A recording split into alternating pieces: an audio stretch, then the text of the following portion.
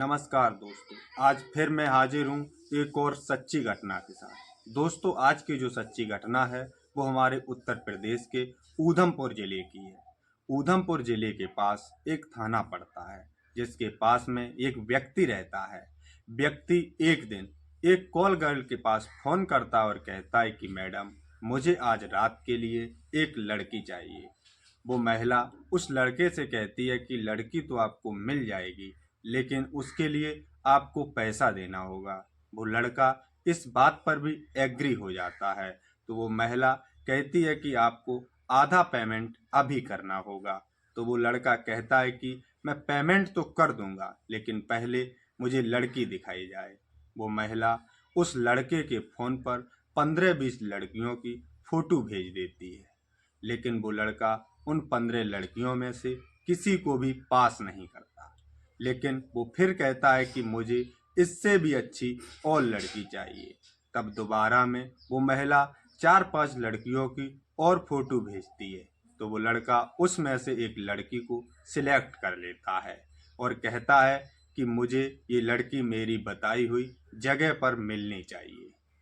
और वो लड़का अपने कहे मुताबिक उस महिला के फ़ोन पर आधा पेमेंट कर देता है और इधर वो महिला उस लड़की को उसकी बताई हुई जगह पर भेज देती है।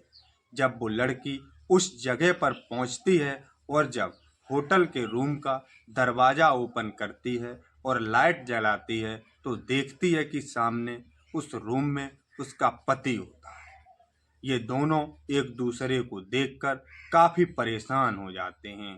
परेशानी इतनी होती है कि दोनों होटल में ही लड़ना शुरू कर देते हैं। लड़ाई इस हद तक बढ़ती है कि पति ने पत्नी को वहीं मारना शुरू कर दिया था। शोर शराबा सुनकर आसपास के लोग वहां जमा हो जाते हैं और इन दोनों को लड़ते देख अलग अलग कर देते हैं। लेकिन वहां जितने लोग इकट्ठा हुए थे उसमें से किसी को ये बात नहीं पता थी कि असल में ये पति पत्नी हैं। जब ये दोनों वहाँ से निकाल कर बाहर किए जाते हैं तो बाहर भी ये लड़ना बंद नहीं करते और तब तक वहाँ पुलिस आ जाती है। पुलिस इन दोनों को इस होटल से ले जाकर थाने में बंद कर देती है और इस झगड़े के बारे में लड़के से पूछताछ शुरू कर देती है। पुलिस जब इस लड़के से पूछताछ करती है तो लड़का बताता है कि सर, मेरे घर वालों ने मेरी मर्जी के खिलाफ जाकर इस लड़की से मेरी शादी कराई थी, लेकिन शादी के कुछ दिनों बाद ही ये लड़की मुझसे लड़ाई झगड़ा करना शुरू कर देती है। जब लड़ाई झगड़ा शुरू करती है तो ये ज़्यादातर अपने घर में रहती है और अपने मायके में ज़्यादातर समय बिताती है। इस बात को मुझे अच्छा नहीं लगता तो मैं इसे लेने जाता, लेकिन इसके गांव के कुछ लोगों के थ्रू ही हमें पता लगता है कि ये लड़की वहाँ धंधे का काम करती है, लेकिन मैं ये बात मानने को तैयार नहीं था। जब एक दिन ये लड़का बाजार में घूमने के लिए निकलता है तो इस लड़की की फ्रेंड उस लड़के को मिल जाती है। दरअसल वो लड़की भी इसी काम में इन्वॉल्व होती है। जब ये लड़की इस लड़के को मिलती है तो वो बताती है कि सर, आपकी जो पत्नी है वो धंधे का काम करती है, लेकिन लड़का इस बात को मानने के लिए फिर भी तैयार नहीं था क्योंकि उसे अपनी पत्नी पर यकीन था।